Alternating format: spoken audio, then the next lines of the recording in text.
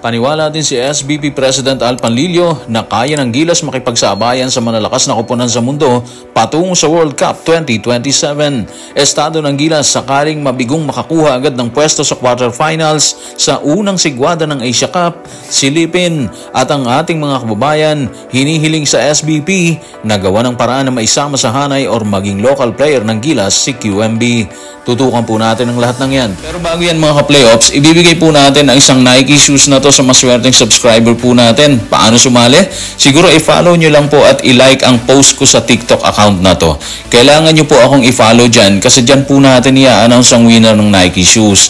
Ayan po siya at ilalagay din po natin ang link sa comment section. Simula po ngayon, i-announce po natin ang winner sa June 16. Kita-kits po tayo dyan. Bukod kay Coach Tim Cone, naniniwala din si SBP President Al Panlilio na kaya ng Gilas Pilipinas na makipagbasagan sa malalakas na koponan sa World Cup qualifiers. Giit niya, ganito talaga kabigat ang paglalakbay patungo sa minimithing World Cup. Narito ang kanyang pahayag. Tutukan natin si SBP President Al sa report ni Sid Ventura ng 1 Mega. Mabigat na grupo pero darating din ang panahon kasi na kailangan mong harapin ang malalakas na koponan eh. Ganyan talagang paglalakbay patungo sa World Cup. Kaya naman. Obvious naman na kaya ng Gilas Pilipinas. Napatunayan na nila yan sa mga nakaraang bakbakan eh. Andyan ang Latvia versus Gilas. Yung huli Gilas versus New Zealand sa MOA Arena. Kinaya nilang talunan ng mabibigat na team, di ba? So yung qualifiers na paparating, tingin dito ni Coach Tim at ni SBB President Al, hindi rin imposible na makascore tayo ng isang matinding upset.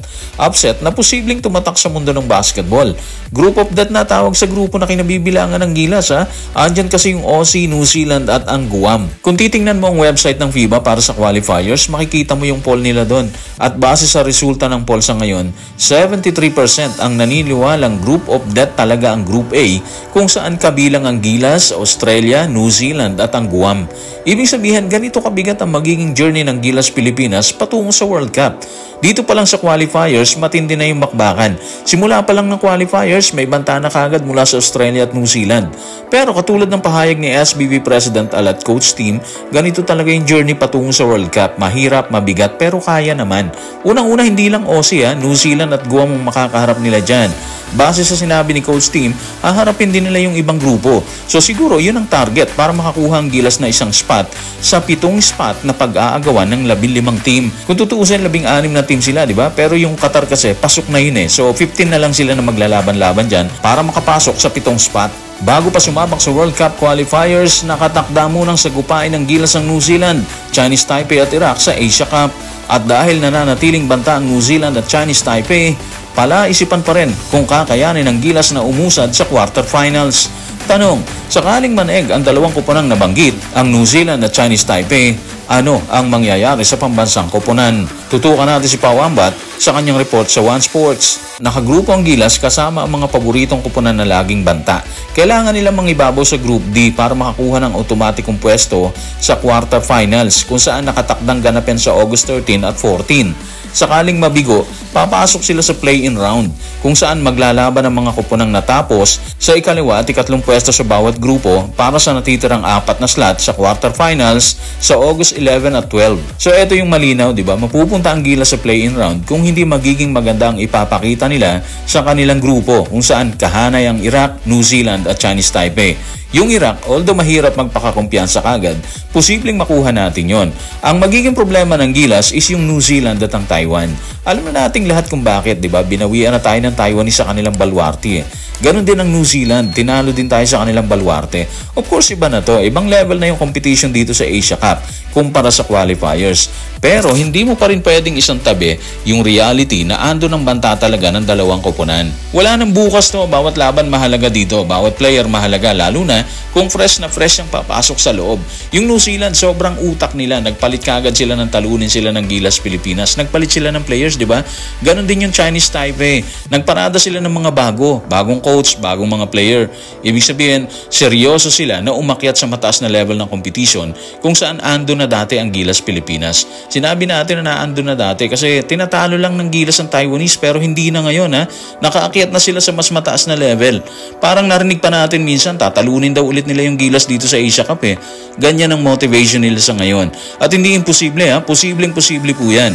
Alam na kasi nila yung formula eh. Kaya gagamitin nila ulit yan laban sa atin.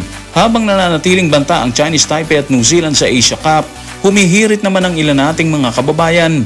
Hiling nila magawan sana ng paraan ng SBP na maipasok si Kentin Millora Brown sa kasalukuyang hanay ng Gilas Pilipinas.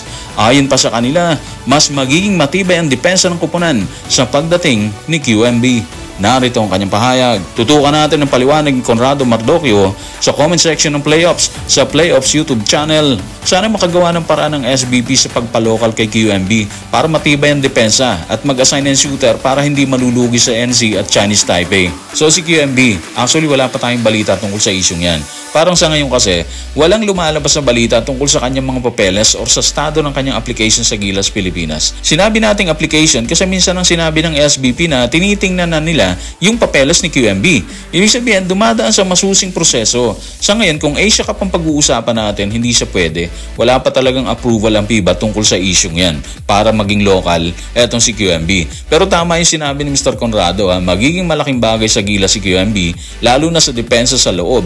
May kakayahan siya para harangan na rumargas ang kalaban Pero syempre hindi ganun kadali ang lahat, di ba? Kung sakaling maaprubahan siya ng FIBA na maging local, may training pa syempre kay coach team. Sasanayin pa siya sa sistemang ginagamit ngayon ng Gilas. Hindi siya magiging madali. Yun siguro yun, lalo na ngayon. Walang lumalabas ng magandang balita tungkol sa isyong yan. So guys, maraming salamat.